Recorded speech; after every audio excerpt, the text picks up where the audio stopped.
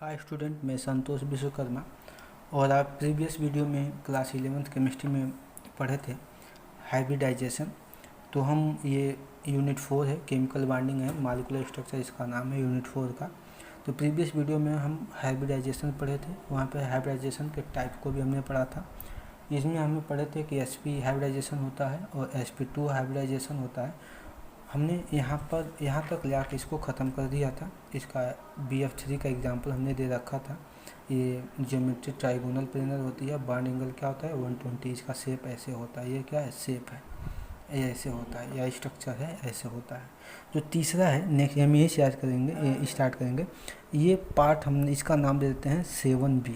वो पार्ट हमारा 7A था इसके पहले, क्योंकि इसी का पार्ट है तो इसका हम नाम 7B देंगे।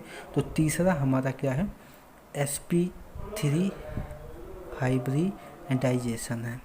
तो sp3 हाइब्रिडाइजेशन होता क्या है देख लेते हैं।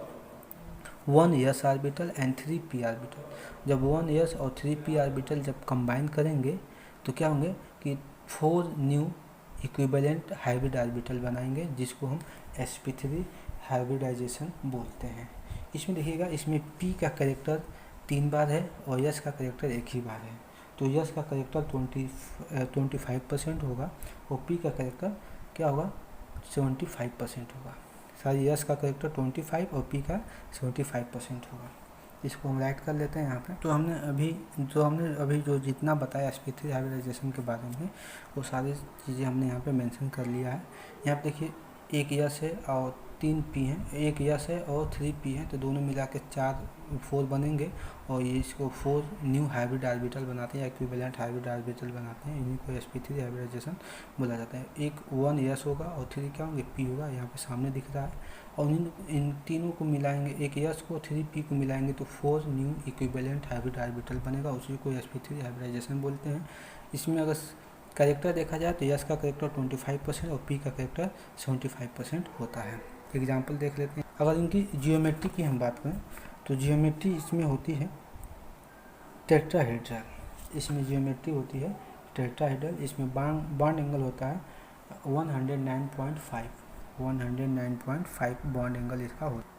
तो यहाँ पे इसका जियोमेट्री क्या हो जाएगा, जियोमेट्री हो जाएगी टेट्राहेड्रल और बॉन्ड एंगल 109.5 डिग्री होता है। देखिएगा, इसका हमने एग्जाम्पल लिख दिया है, इतना सारा एग्जाम्पल, और भी बहुत सारे एग्जाम्पल्स होते हैं। इसमें से मेथेन, अमोनिया, ये अमोनियम आयन है, कार्बन टेट्राक्लोराइड, ये सब मेन एग्जाम्पल है। ये सब आप एग्जाम्पल ध्यान से देखेंगे और इसको एग्जाम्पल को याद करने की ज़रूरत नहीं है, रिमेंबर करने की, क्योंकि इसके एग्जाम्पल आप खुद कर जाएंगे। देखिएगा, अगर हम एक एग्जाम्पल लेते हैं CH4 का, CH4 मालिक्यूल जो मेथेन मालिक्यूल है, हम इसका एग्जाम्पल से लेते हैं। तो इसके एग्जाम्पल्स में CH4 मालिक्यूल को हम कंसीडर करें तो देखिए, कार्बन है, इसमें सेंट्रल एटम कार्बन है और कार्बन के पास टोटल 6 एटॉमिक नंबर यानी कि 6 इलेक्ट्रॉन होते हैं। इलेक्ट्रॉनिक कॉन्फिगरेशन होता है 1s2 2s2 एंड 2p 2 2 4 1 5 होता है। अब यहाँ पे 3s भी होना चाहिए, लेकिन 3s 0 होता है, क्योंकि इलेक्ट्रॉन तो ऐसा यहाँ पे 2 होंगे, यहाँ पे 2 होंगे, क्योंकि इलेक्ट्रॉन तो यहीं पे कंप्लीट हो जाते हैं। लेकिन 2p के बाद 3s आता है तो 3s 0 भी लिख सकते हैं, क्योंकि वहाँ पे इलेक्ट्रॉन भरने की ज़रूरत नहीं है। तो यहाँ पे देखिएगा, अगर इसका ग्राउंड स्टेट लिखें, हम सबसे पहले ग्राउंड स्टेट लिखते हैं। तो ग्राउंड स्टेट ऑफ कार्बन का लिखना चाहें तो आउटर सेल का ही लिखेंगे। तो आउटर सेल की एनर्जी सबसे, दोनों की एनर्जी सेम है, तो इसी का लिखेंगे। यहाँ पे तो 2 इलेक्ट्रॉन, यहाँ पे कितने होंगे 2 2 4 इलेक्ट्रॉन हो जाएंगे। तो इसमें क्या कौन से ऑर्बिटल है, एक s ऑर्बिटल है 2s का, एक है 2p का। तो 2p में p में 3 ऑर्बिटल बनते हैं, ये 2s2 है और 2p क्या है 2 है। तो 2s में 2 इलेक्ट्रॉन, तो 2 इलेक्ट्रॉन यहाँ पे फिलअप कर देंगे, और 2p में 2 इलेक्ट्रॉन, तो 1 इलेक्ट्रॉन यहाँ पे और 1 इलेक्ट्रॉन यहाँ पे। ये पेयर नहीं करेंगे जब तक ऑर्बिटल इम्पटी है, पहले इम्पटी ऑर्बिटल को भरेंगे। जब इम्पटी ऑर्बिटल फुलफिल हो जाएगा तब जाके हम पेयरिंग स्टार्ट करेंगे। 2s में क्या था कि 2s यानी कि s ऑर्बिटल में एक ही s सबसेल में एक ही ऑर्बिटल बनता है। इसमें 2 इलेक्ट्रॉन बने, सबसे पहले एक ही इलेक्ट्रॉन भरेंगे, लेकिन दूसरा इलेक्ट्रॉन के लिए कोई यहाँ पे ऑर्बिटल खाली नहीं है, तो यानी कि दूसरा इलेक्ट्रॉन यहीं पे पेयर कर देंगे। इसी का एक्साइटेड स्टेट कराएंगे। एक्साइटेड स्टेट मतलब इसको हीट देंगे।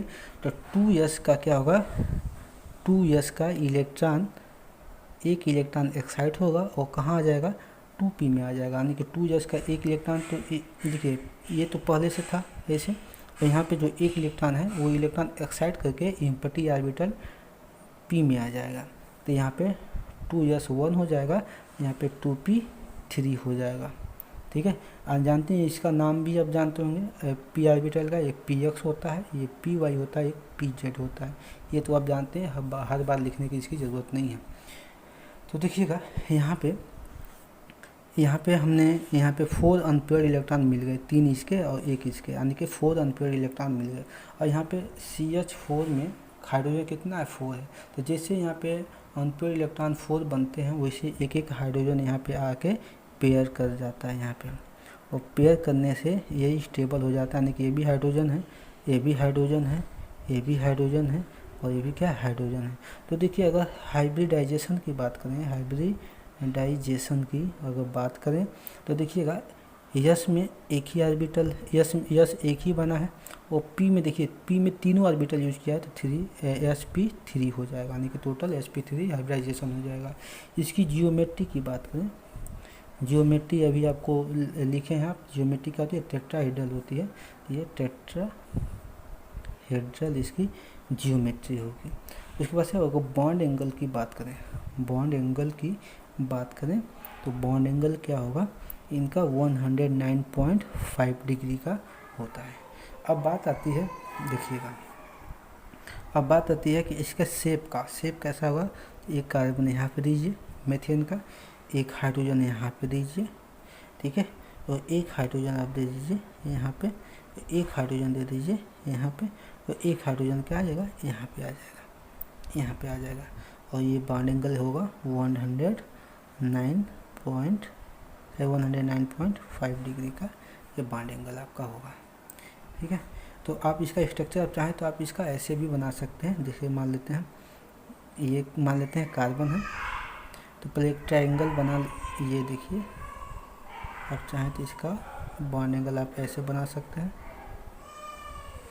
ये यहाँ पे दे दीजिए, ये यानी कि एक हाइड्रोजन यहाँ पे, एक हाइड्रोजन यहाँ पे, एक हाइड्रोजन यहाँ पे, एक हाइड्रोजन यहाँ पे, ये बीच में क्या है कार्बन। तो इसको बनाने की ज़रूरत नहीं है, आपको बस इसी से समझ में आ गया होगा। तो ये आपको समझ में आ गया पूरा हाइब्रिडाइजेशन हम कैसे कैलकुलेट कर सकते हैं। तो ऐसे ही इसमें किसी भी एलिमेंट मालिक्यूल का अगर निकालना चाहें तो आपका sp3 हाइब्रिडाइजेशन ही आएगा। अगर यहाँ पे NH4 का निकालेंगे तो NH4 का मतलब है कि नाइट्रोजन पे प्लस चार्ज है, मेन सेंट्रल एटम पे ही प्लस चार्ज होते हैं।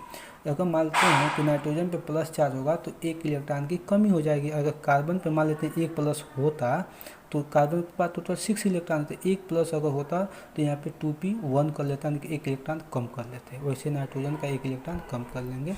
यहाँ पे देखिए सल्फर में, सल्फर का एटॉमिक नंबर 16 होता है, लेकिन 2 निगेटिव चार्ज है तो 2 इलेक्ट्रॉन और ऐड कर देंगे तो एटॉमिक स्ट्रक्चर 16 न होकर क्या हो जाएगा, 16 होगा 18 हो जाएगा। तो ऐसे आप इसको सॉल्व कर सकते हैं।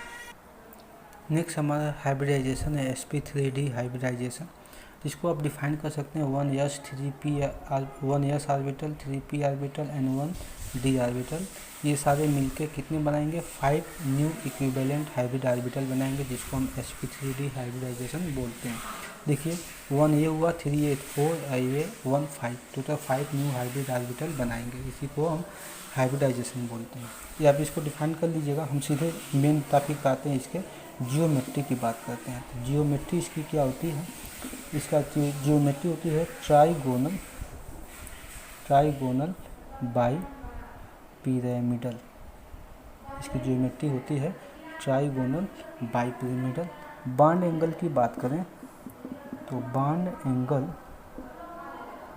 एंगल इसका होता है 90 डिग्री में भी होता है और 120 डिग्री का भी बॉन्ड एंगल, 2 बॉन्ड एंगल इसका होता है।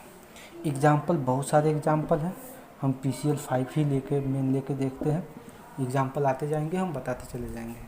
देखिए PCl5 की बात करते हैं तो फास्फोरस का देखें तो इसके पास टोटल 15 इलेक्ट्रॉन होते हैं। ये होगा 1s2 2s2 2p6 3s2 3p क्या हो जाएंगे, 3p3 हो जाएंगे। और 3p है तो 3 एनर्जी लेवल, 3 एनर्जी लेवल के साथ sp तो आता ही है, डी भी आता है तो डी में 0 हो जाएगा, क्योंकि यहाँ पे देखिए एनर्जी लेवल सबसे कम, एनर्जी लेवल दोनों की सेम 8, इनकी तीनों की सेम, यानी कि कितने हैं 5, तो 2 8 5, यानी कि आउटर सेल में कितने इलेक्ट्रॉन है, आउटर सेल में 5 इलेक्ट्रॉन। तो ग्राउंड स्टेट देखते हैं, ग्राउंड स्टेट किसका देखना है, ग्राउंड स्टेट ऑफ फास्फोरस का। तो देखिए आउटर सेल 3s का 1 ऑर्बिटल, p का 3 ऑर्बिटल बनेंगे,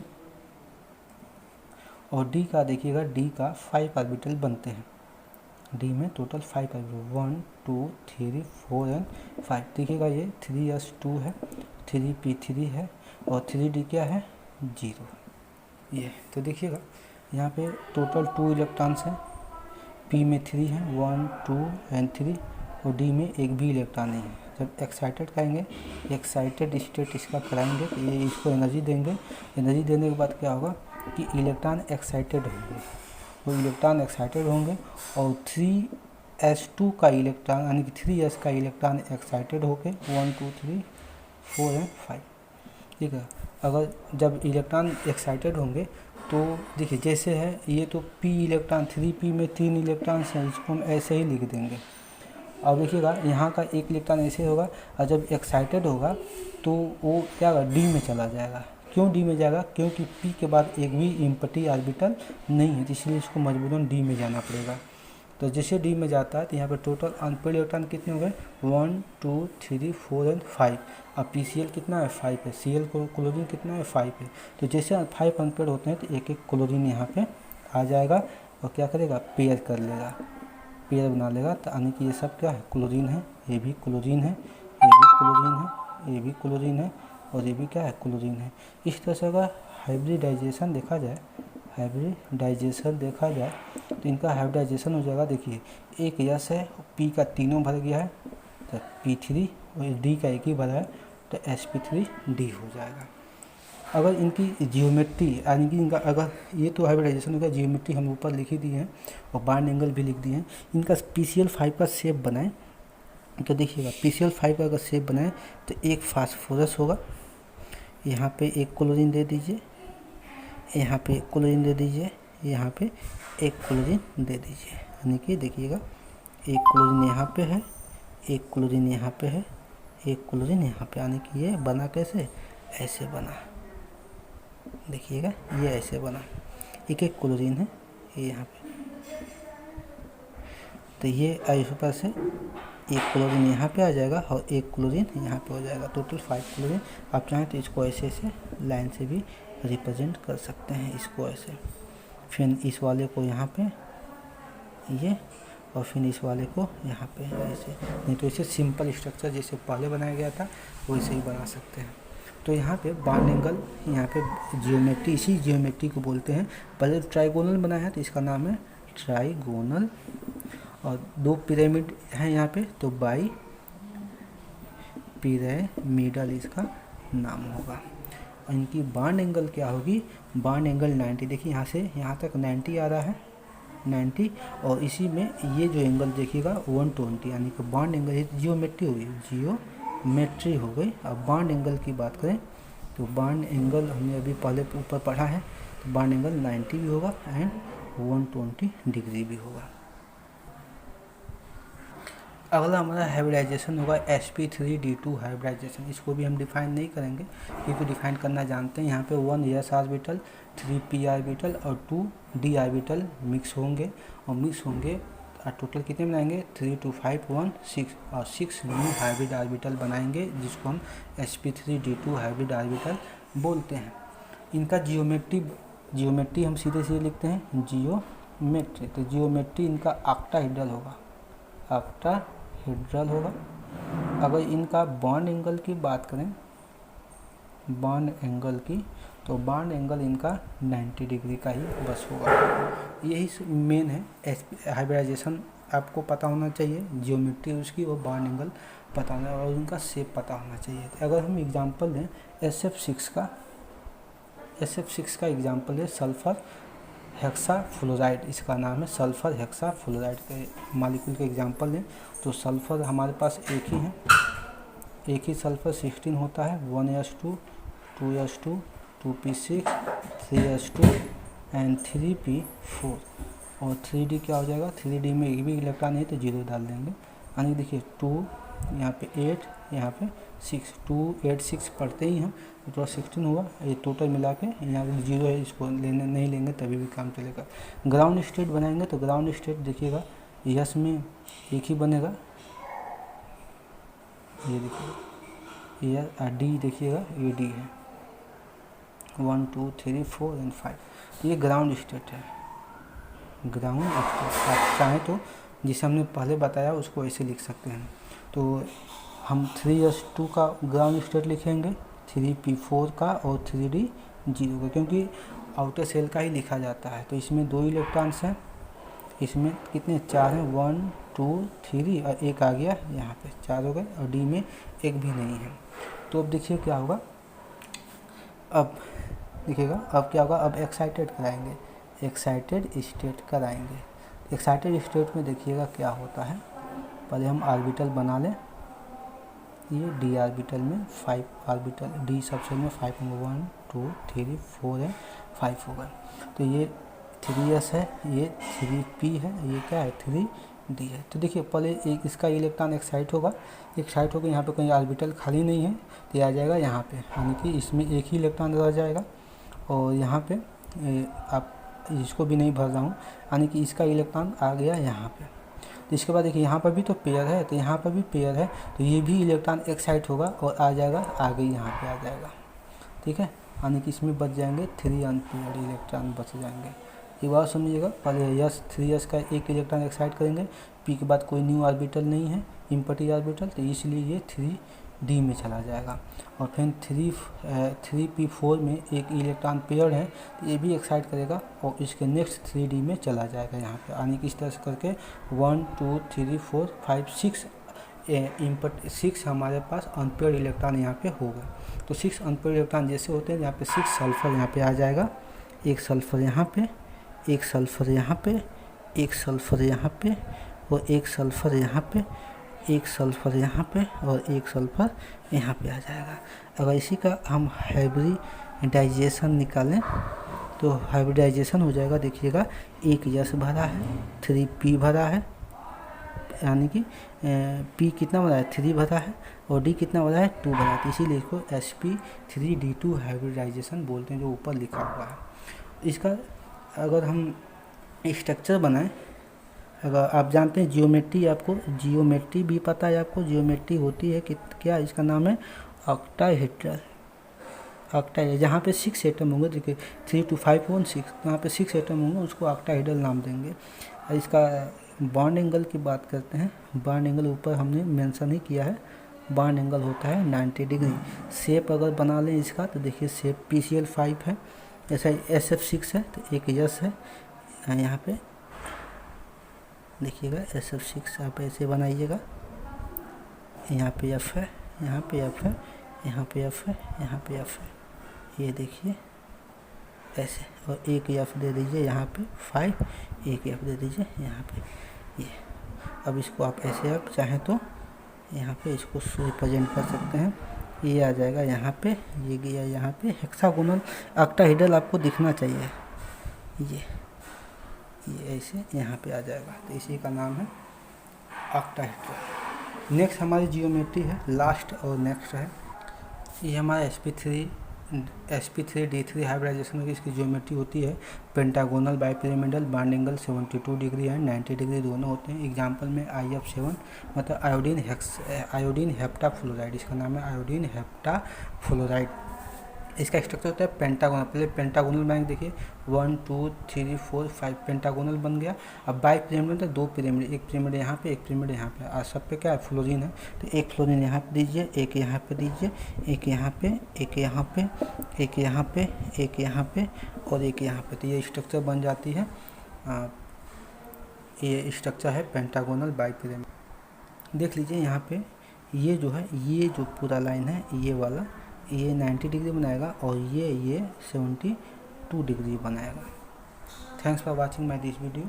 आप चाहें तो sp3d3 को, जैसे हमने पहले हाइब्रिडाइजेशन निकाल रहे थे sp3d3 और जितना सबका निकाला है उसी तरह आप sp3d3 का हाइब्रिडाइजेशन निकाल सकते हैं। ये हाइब्रिडाइजेशन का टॉपिक समाप्त होता है। Thanks for watching my this video. Next video में हम हाइब्रिडाइजेशंस का कुछ ट्रिक होता है, ट्रिक बताएंगे जो आप इजी वे में, ये ट्रिक आप अगर पता होगा तो इतना सारा मैटर जो इतना सब निकाला गया, ये सब चीज़ें जितनी भी निकाली गई, ये सब चीज़ें आपको निकालनी नहीं पड़ेगी, वो आसानी से आपका हो जाएगा। Thanks for watching my this video.